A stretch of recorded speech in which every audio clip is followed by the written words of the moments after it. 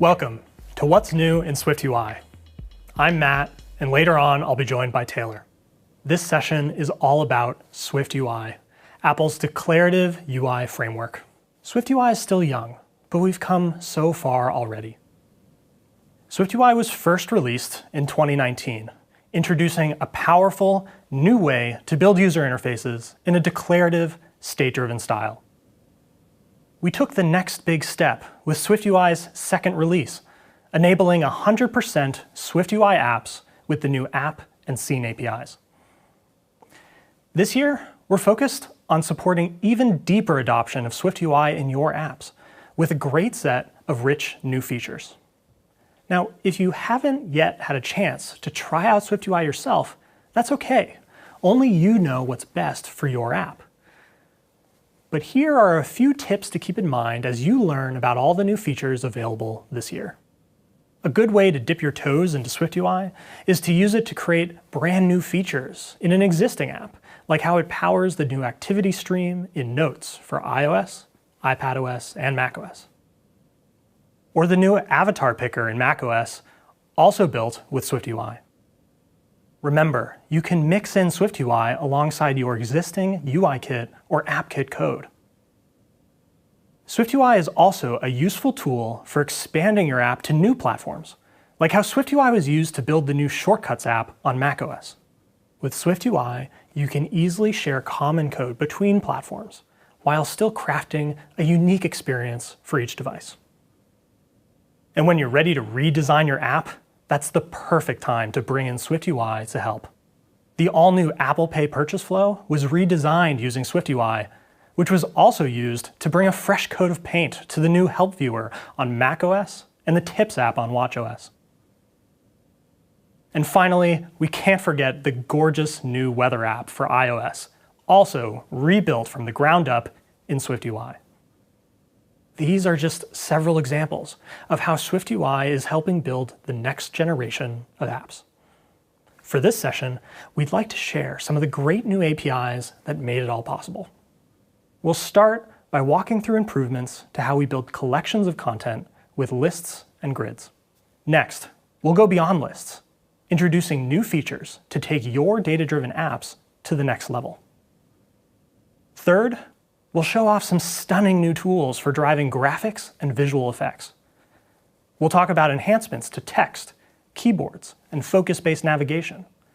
And finally, we'll give some love to buttons. So let's dive in, beginning with lists and grids, which are critical features for organizing and displaying data within SwiftUI apps. This year, we're making it even easier to write rich, interactive lists and grids. Let's start with a fun one. SwiftUI now has built-in support for loading images asynchronously. SwiftUI makes loading these images feel easy with the new async image view.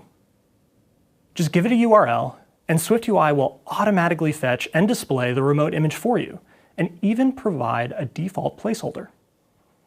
Async image can also be customized. For example, we can add modifiers to the loaded image, and also define custom placeholders, like I'm doing here to add some fun colors. We can even add custom animations and error handling. An async image is available on all platforms. We hope you check it out. Async image loads its content immediately, but sometimes your app needs to load content on request, like when showing a feed. This is a great use case for supporting pull to refresh on iOS and iPadOS, using the new refreshable modifier. This modifier configures a refresh action and passes it down through the environment. Lists on iOS and iPadOS use this action to automatically add pull to refresh, but you can also use it to build your own custom refresh behaviors. Now, you may have noticed this new await keyword, which is one of the new concurrency language features in Swift 5.5. This indicates that the update items method is an async action, which lets us refresh our list without blocking the UI. Another new concurrency-related SwiftUI feature is the task modifier. This API lets you attach an async task to the lifetime of your view. That means the task will kick off when the view first loads and automatically cancel itself when the view is removed. This is a great way for us to load the first batch of photos automatically. These new concurrency modifiers look simple on the surface, but can be used to build sophisticated async behaviors into your app. For example, here I've set up a task for loading the newest photos as they become available. I've written just a regular for loop, but you'll notice the await keyword used here as well. That's because newest candidates is actually an async sequence, which is another new concurrency feature in Swift 5.5. This means we'll wait for the newest candidate asynchronously, iterating the loop only when the next candidate is available. That means we're actually packing a ton of functionality into just this single modifier. The view starts a task that listens for candidates asynchronously as soon as it appears, updating the list every time a new candidate becomes available, and then automatically canceling the task when the view disappears, all without blocking our app's UI. There's a lot more to learn about Swift concurrency and how to take advantage of it in SwiftUI, so we've prepared a few other talks to dig into the details. Discover Concurrency in SwiftUI will explain how concurrency relates to SwiftUI's update model and demo some of the new features we just discussed. And in Swift Concurrency Update a Sample App, we walk you step by step through upgrading an existing project with async model code.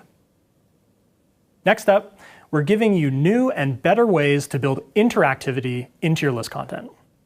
In this example, I've written a simple list for sharing the directions to my super secret hideout. This looks nice, but the text isn't editable. Let's fix that. We can make text editable by swapping it out for a text field instead. However, a text field requires a binding to the text. Within our list's content closure, we're only given a plain value for each element in our collection, not a binding. In situations like this, it can be tricky to figure out how to get a binding to the collection element for each row. Now, one common approach is to iterate over the indices of the collection instead, using a subscript to get a binding to the element at that index. However, this technique is not recommended, because SwiftUI will be forced to reload the entire list when anything changes. In fact, we've prepared a whole talk discussing this topic in much more detail. To learn more, I'd recommend watching Demystify SwiftUI. For now, let's undo these changes and take a look at a better solution. This year, SwiftUI is providing a much easier way to get access to bindings for individual elements within a collection. Simply pass a binding to your collection into the list using the normal $ operator, and SwiftUI will pass back a binding to each individual element within the closure. Code that only needs to read the value can stay exactly the same as before, just like you're used to. But now we can easily add interactive controls like a text field using the normal binding syntax that we're used to, which means I can finally fill in the super secret door code I forgot to include earlier. This new syntax is part of the Swift language, so it works everywhere you would expect, not just lists. For example, we can use the same technique in a for each view within our list instead. And better yet, you can even back deploy this code to any prior release supported by SwiftUI. But we're not just making your existing code easier to write. Lists are gaining some great new features too. Let's start with some new ways to visually customize your lists. With the new list row separator tint modifier, you can change the color of individual row separators, like I've done here to align the separator and icon colors for each row. SwiftUI also has an equivalent modifier for section separators. For this app though, all those separators seem a little distracting. I want my directions to feel like a single unified flow. Maybe we should try removing them, which we can now do with the new list row separator modifier, configuring our separators to be hidden. Now our directions feel much less cluttered. Let's look at another app I'm making, which helps comic book authors keep track of all their superheroes and villains. This app uses swipe actions to quickly and conveniently pin and delete characters, but without cluttering up our UI with extra controls. New this year, SwiftUI allows you to define completely custom swipe actions using the new swipe actions modifier. You can configure swipe actions just like any other kind of menu in SwiftUI, defining actions using buttons. You can also customize their color, adding the new tint modifier, which I'm using to make my pin action yellow. By default, SwiftUI shows swipe actions on the trailing edge of the row, but you can switch them to the leading side using the modifier's edge parameter. You can even support both leading and trailing swipe actions by adding multiple modifiers with different edge configurations. And lastly, the swipe actions modifier is available on every platform that supports them, making it easy to share code within your multi-platform app. Speaking of other platforms, let's check in on the macOS version of my app. It shows a multi-column interface, which makes use of the extra space available on the Mac. Instead of cramming all my data into the sidebar, I have an overview tab that lists all of my characters. That lets me just keep my pinned characters in the sidebar. This list does feel a little plain though. Let's try to spruce it up a bit. Here's my existing code. I'm currently using the inset list style to smoothly fit the list within my window. And we're able to express this style beautifully in code using the new enum-like syntax available on all view styles this year. Also new this year, the inset list style is gaining a new trick. It is now able to alternate the backgrounds of the rows by just modifying the style with the alternates row backgrounds flag. Our list is looking a lot better now, with each row clearly distinguished from the other. But for a macOS app, it still feels like we're not taking full advantage of all that space in our window. So for the next section, let's go beyond lists to get even more out of your app. To help us make better use of all this space, let's upgrade our list to a rich, multi-column table. With 4 columns, I now get 4 lists for the price of 1. But the best part is that a moderately complex table like this can be declared with so little code it fits on a single slide. That's because tables use the same kind of declarative construction that you're used to throughout SwiftUI. Just like with lists, you can create a table from a single collection of content. But unlike a list, a table is made up of table columns that define content within each visual column. Each of these columns are visually labeled and use data from the collection to define their visual content, with some shorthand conveniences for common cases like just displaying text. But tables are also interactive, supporting row selection both for single rows and multiple rows, just like in regular lists. Tables also support sorting, with the help of key paths to sortable values on the columns. Now, tables support several other features, including multiple different visual styles, as well as fine-tuning the appearance of each column. But let's talk more about the data you provide to a table or list. This year, we have several new enhancements to SwiftUI support for core data fetch requests. Fetch requests now provide a binding to their sort descriptors, which we can pass on to the table, allowing us to write a fully core data-driven table complete with selection and sortable columns in just a few lines of code. SwiftUI now also offers a sectioned fetch request, allowing for complex, multi-section lists like the one on the right to be driven from a single request. In this example, we partition our data into sections based on whether or not they're pinned. We use multiple sort descriptors to arrange the data, first to split it into pinned and unpinned sections, and second to order recently modified characters last. Next, we specify that any changes should be animated. And finally, we construct the sections and rows of our list dynamically, based on the results of the request. Altogether, this single request is able to drive the animated list on the right. For more information on building apps for macOS, working with tables, and integrating core data with SwiftUI, be sure to check out these other talks.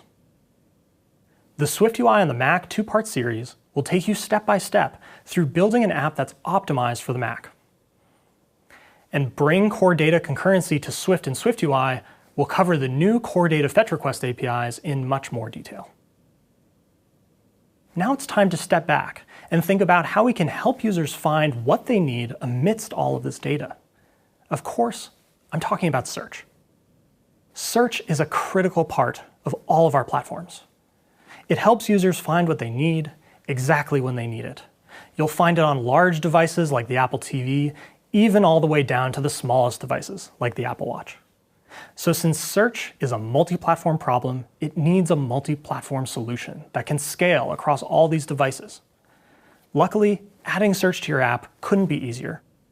Just add the searchable modifier, like we've done here with our navigation view.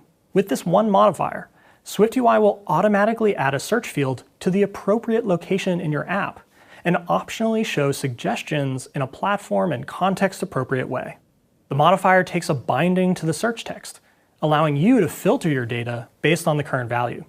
Now, there's a lot more to say about search in SwiftUI, but luckily we have a whole session to walk you through how to think about search capabilities on multiple platforms. Check out Craft Search Experiences in SwiftUI to learn more.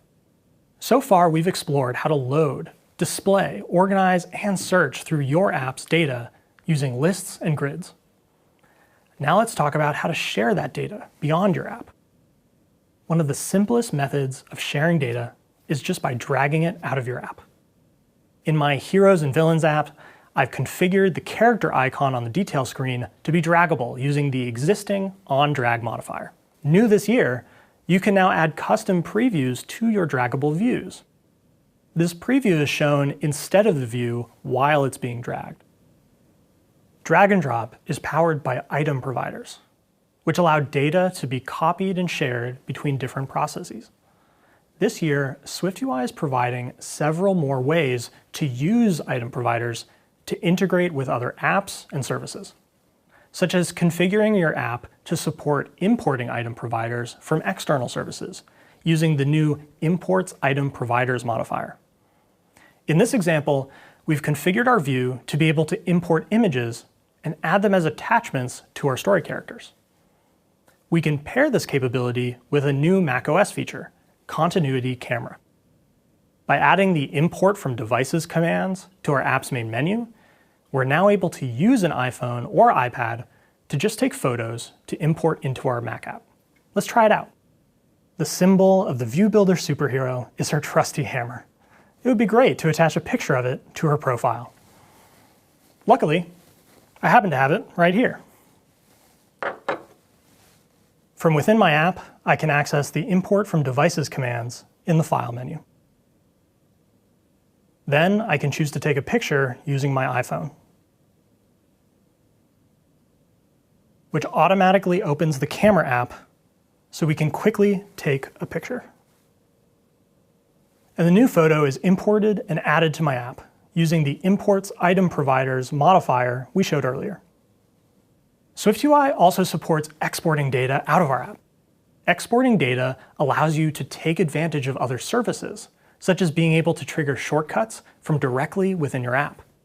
In SwiftUI, you can export data using the new Exports Item Providers modifier. This exposes your app's data to the rest of the system, for example, allowing it to be used by services and shortcuts on macOS. Let's take a look at how this appears for people using the app. I can now see quick actions show up in my app's services menu when I've selected one of my pinned characters. This is a handy shortcut for adding a title banner to the most recent photo, which I can use to share my latest superhero ideas with my friends. I found this great photo to use for my stylizer superhero, who happens to also be an adorable dog.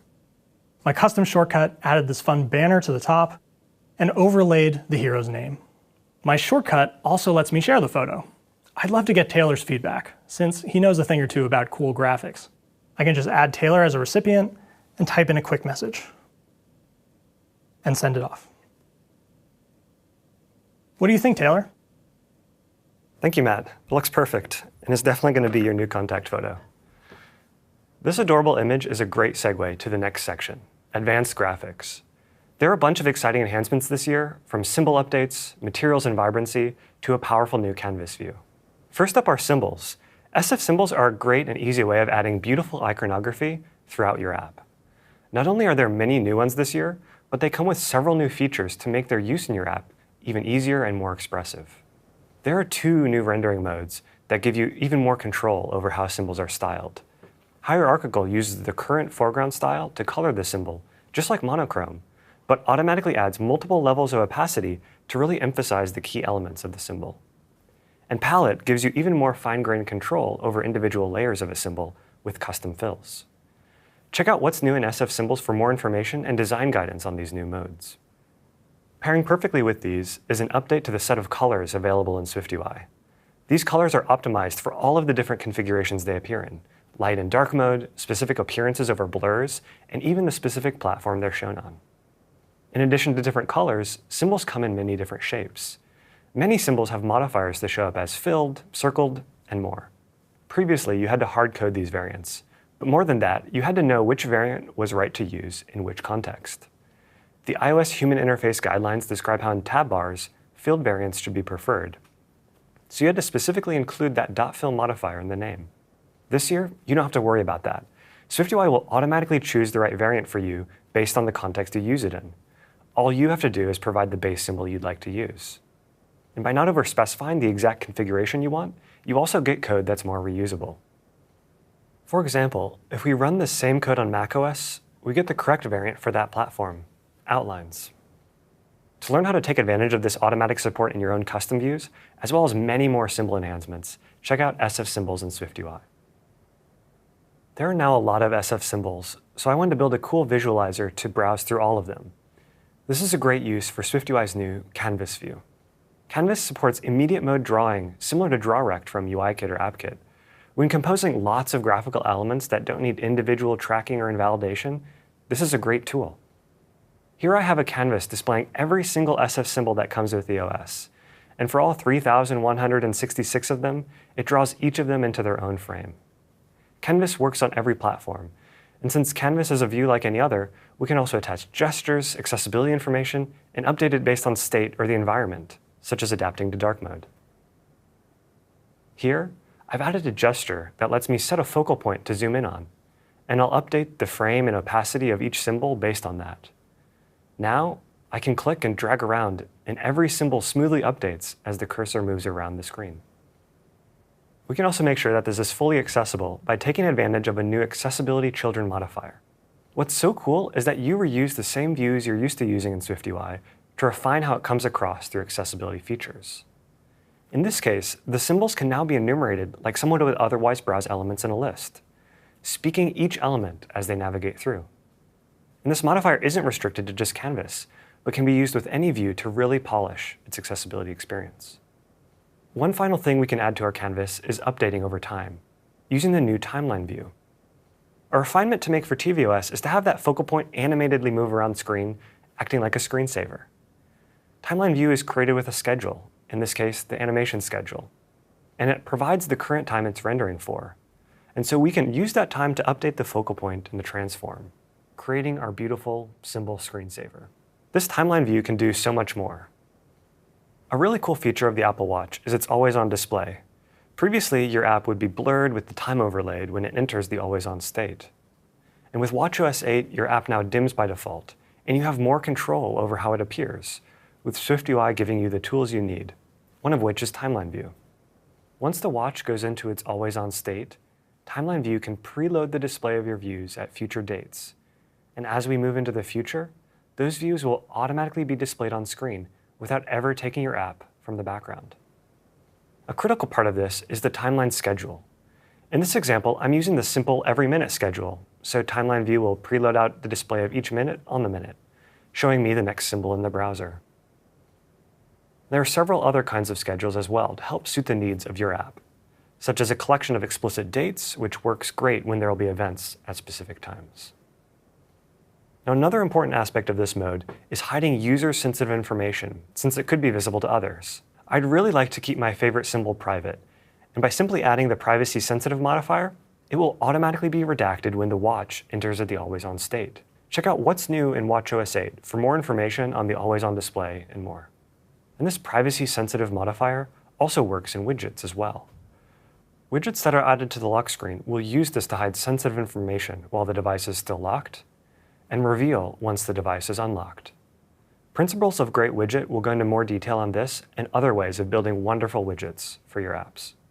Materials are used across all of Apple's platforms and apps to create beautiful visual effects that really emphasize their content, and now you can create them directly in SwiftUI. I've been experimenting with adding color and materials to my symbol browser.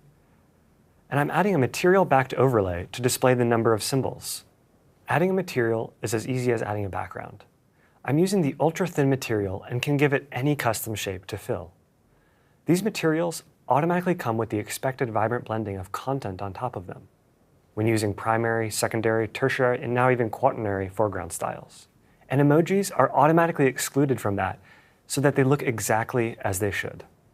On the Mac, system contexts like sidebars and popovers automatically have blur material backgrounds.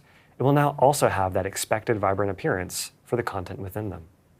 And these new materials work great in conjunction with the new Safe Area Inset modifier, which allows you to place content on top of the scrollable view and have the content position still start and end as expected. The rich graphics session goes into a lot more detail on canvas, materials, and more. And to wrap it up, complementing new ways to define these beautiful custom views are a couple of enhancements to SwiftUI previews in Xcode.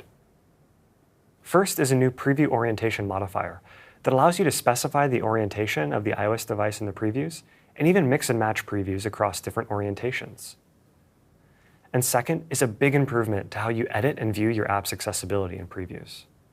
The property editor now has a curated list of accessibility modifiers, making it even easier to polish views' accessibility behavior. And there's an entirely new way of viewing your previews with the new Accessibility Preview tab. You'll be shown a live textual representation of the accessibility elements and their properties. This is the same information that powers accessibility features, but is now presented to you in a format that might be more familiar to you. Check out the SwiftUI accessibility session for more information on this and much more about how to create an amazing accessibility experience for your app.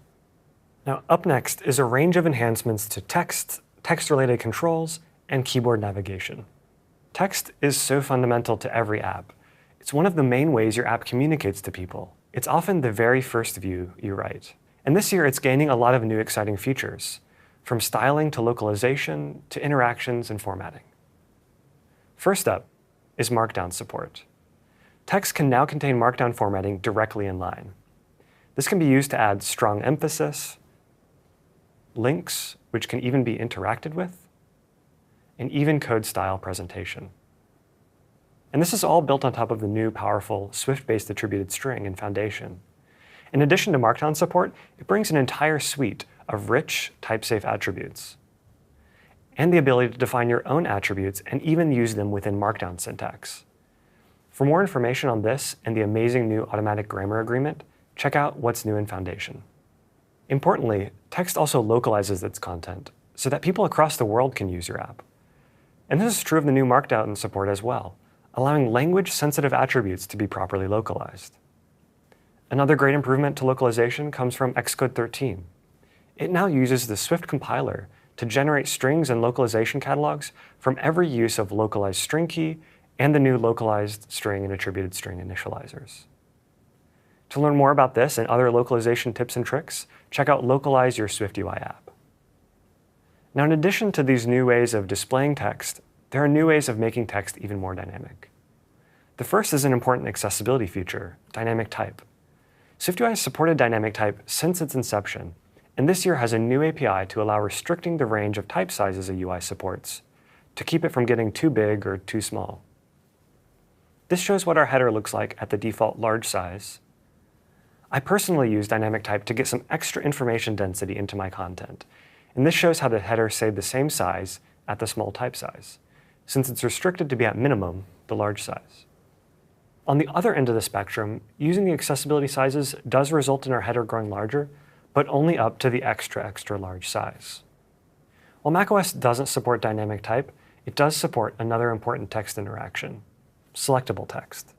This allows people to take action on non-editable text from your app, and that can now be enabled using the text selection modifier. That modifier can be applied to any view, and it applies to all the text within it. In this example, now applying to the text in the header. And we also introduced this modifier on iOS and iPadOS, where it enables text to be copied or shared on long press. Finally, Foundation's new format style APIs make formatting text so much simpler, yet still allowing precise presentation. Here we have a date that applies the default formatting, and this is a variant that displays only the time, as used in the activity list. And finally, an expanded format that allows specifying the exact components to display. Our activity list also featured formatting an array of people into a properly localized presentation. Let's quickly walk through this. We're mapping our person values into an array of person name components and formatting it using a list format style. And for each member in the list, using the person name component format with a short style showing just the first name. And finally, joining it with an AND conjunction. Altogether, creating a performant and type-safe expression of formatting that properly handles any number of people. TextField has also gained support for these new format styles, allowing you to add editable formatted text with a type-safe binding to some underlying value. The new attendee field is bound to a person name component's value, and it's formatted using the standard name format. This takes care of parsing the input and producing the resulting person name. What's new in Foundation also goes into detail on the power of these new format styles. TextField now also supports adding an explicit prompt separate from its label to let users know what kind of content a field is expecting. And when adding TextField to forms on macOS, they'll align their labels similar to other controls and use the prompt as its placeholder content. Now, the entire point of a text field is adding text, and keyboards are our tool to do that. From software keyboards on iPhone to the iPad, which supports both software and hardware keyboards, and of course macOS, which always has a hardware keyboard. This year, there are several enhancements to make the experience of using a keyboard even better. With the new onSubmit modifier, you can easily add supplementary actions for when the field's text is submitted by the user, such as by pressing the return key. This modifier provides some extra flexibility in that it can even be applied to an entire form of controls. And to help give users a hint of what kind of action will occur when submitting a field, there's the new Submit Label modifier. On software keyboards, this will be used as the label for the return key. And finally, we've made it possible to add accessory views to the keyboard using the new keyboard toolbar placement. These views will be shown in a toolbar above the software keyboard on iOS and iPadOS, or in the touch bar on macOS. This is a great way to give users quick access to actions above the keyboard without dismissing it to avoid interrupting your app's editing experience. Keyboards also serve another important role of navigation and focus. And this functionality exists on every platform, from using Focus on watchOS to direct digital crown input, to using the serial remote to navigate around content on tvOS. For most things, SwiftUI just takes care of what views are focusable and how it moves between them. But sometimes there are extra refinements you can make to create even smoother experiences in your app. To help with that, SwiftUI has a new powerful tool called Focus State. This is a property wrapper that both reflects the state of focus and provides precise control over it. At its simplest, it can reflect a Boolean value. This can be tied to a focusable view using the focused modifier. When that view is focused, the value will be true and false when not. This value can also be written to control focus. For instance, in response to someone pressing a button. This example can act as an accelerator, allowing the user to immediately start typing after performing a related action. This Boolean version is a convenience for its full form, which is representing any hashable type. This code is functionally equivalent to the previous slide, but with some increased flexibility. Let's walk through it. First, I've defined a simple enumeration of the fields that I might want to know are focused. The focus state property uses that type to reflect the current state. It's optional to indicate potentially none of those having focused. Our focused modifier is still bound to that same focus state, but only when it equals add attendee. And finally, when we want to focus that field, we set our focus state value to add attendee. This new flexibility allows adding additional functionality, such as building the toolbar buttons from before, moving focus between each of the fields, and reflecting if focus reaches the beginning or the end. Focus state also provides a great way for iOS apps to dismiss the software keyboard by clearing out its value. If you're interested in learning more about other ways to refine your focus experience in your app, check out this year's session, Direct and Reflect Focus in SwiftUI. Last, we're going to focus in on buttons, because buttons are important. We all know what a typical button looks like. It varies from platform to platform, and it's one of the simplest ways of allowing people to interact with your app. And especially in SwiftUI, buttons are used for a lot of things. Matt discussed earlier how swipe actions are composed out of buttons. And this year, there's a lot new with buttons. First, SwiftUI now has standard bordered buttons on iOS. You can make a button bordered just by adding a button style modifier, like I'm doing with this add button. Like other style modifiers, this can be added to a group of controls and applies to all of them. It supports tinting for cases where you want a specific appearance for a given button, but for this UI, I like the default appearance that just uses the accent color. And there's more customization built in as well. First up is control size and prominence. I'm using these to customize the buttons representing the tags. They're using the new standard small control size and have a tint with increased prominence to really make them stand out. We can use these same modifiers to create another common kind of button, these large-sized ones, now built into SwiftUI. By specifying the large control size, you'll automatically get these beautiful rounded rectangle buttons.